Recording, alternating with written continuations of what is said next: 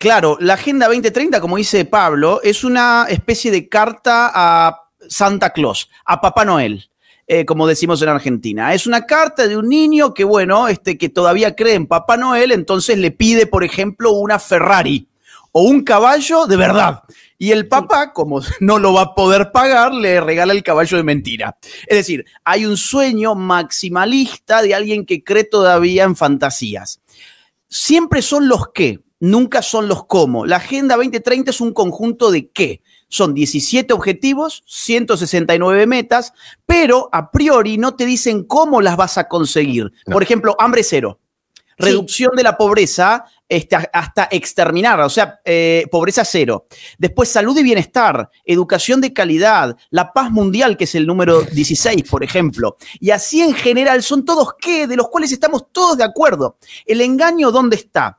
En que vos estás obligado moralmente, ya no siquiera políticamente, moralmente estás obligado a aceptar esos objetivos porque son buenos en sí mismos, esto no lo vamos a discutir, pero te comprometes a la postre a implementar una serie de políticas que te la van a decir, digamos, otro tipo de instituciones. Habitualmente, a ver, puede ser la ONU, pero muchas veces son las ONGs que han intervenido en nombre de la Agenda 2030.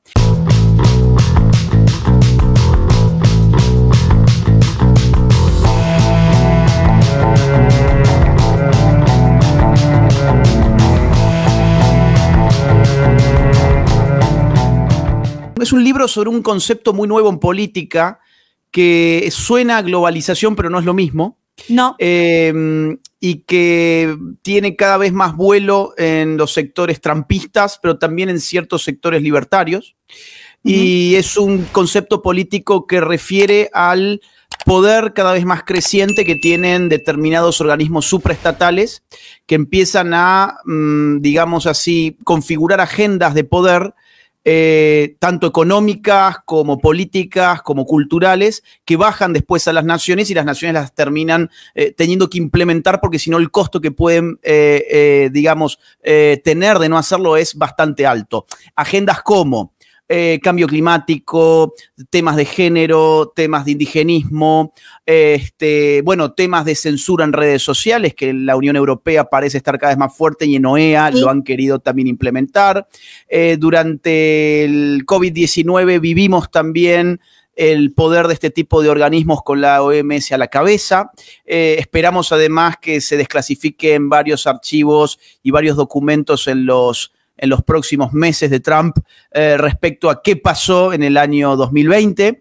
Así que, bueno, es un libro de teoría política voluminoso. No lo has empezado todavía a leer, pero ciertamente te va a llevar algún rato, pues tiene 600 páginas, se me fue la mano. Te pasaste.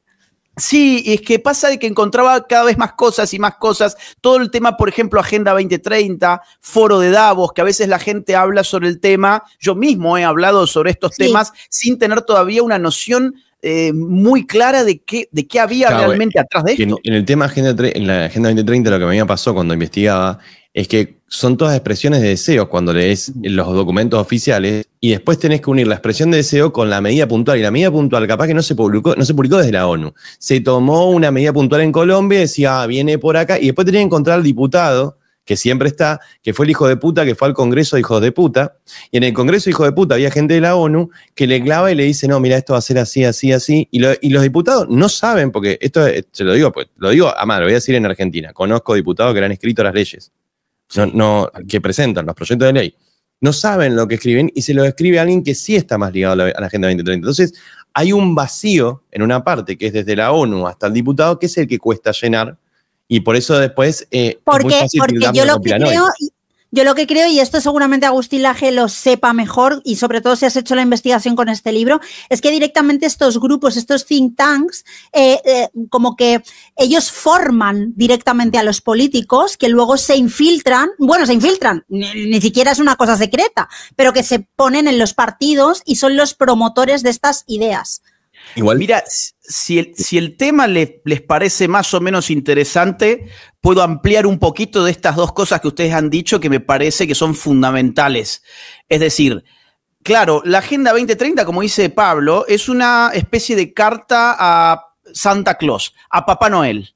como decimos en Argentina. Es una carta de un niño que, bueno, que todavía cree en Papá Noel, entonces le pide, por ejemplo, una Ferrari o un caballo de verdad.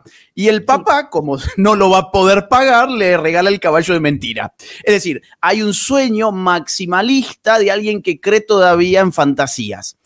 Siempre son los qué, nunca son los cómo. La Agenda 2030 es un conjunto de qué. Son 17 objetivos, 169 metas, pero a priori no te dicen cómo las vas a conseguir. No. Por ejemplo, hambre cero, reducción de la pobreza hasta exterminarla, o sea, pobreza cero.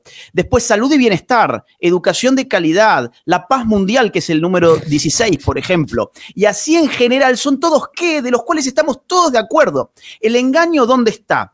En que vos estás obligado moralmente, ya no siquiera políticamente, moralmente estás obligado a aceptar esos objetivos porque son buenos en sí mismos, esto no lo vamos a discutir, pero te comprometes a la postre a implementar una serie de políticas que te la van a decir, digamos, otro tipo de instituciones, habitualmente, a ver, puede ser la ONU, pero muchas veces son las ONGs que han intervenido en nombre de la Agenda 2030. ¿Cuáles son esas ONGs? Bueno, hay muchísimas, muchas de ellas ponen dinero en la ONU especialmente para los proyectos Agenda 2030 y porque ponen dinero en la ONU dice que sí, que todo lo que dicen esas ONGs responde a Agenda 2030. O sea, claro, es un comercio ideológico, digamos, endogámico. Ahora, si lo conectamos con Foro de Davos muy rápido, luego podemos explayar, vas a encontrar que la junta directiva del Foro de Davos está compuesta por gente que integró el reducidísimo grupo de trabajo abierto de apenas 30 personas que definieron Agenda 2030. Por ejemplo, quien lo presenta Javier Milei en el Foro de Davos último no fue Schwab, que es el líder histórico, sino quien preside la junta directiva llamado Brende, un noruego que ha sido el presidente, el director, mejor dicho, de la Comisión para el Desarrollo Sostenible, o sea, Agenda 2030.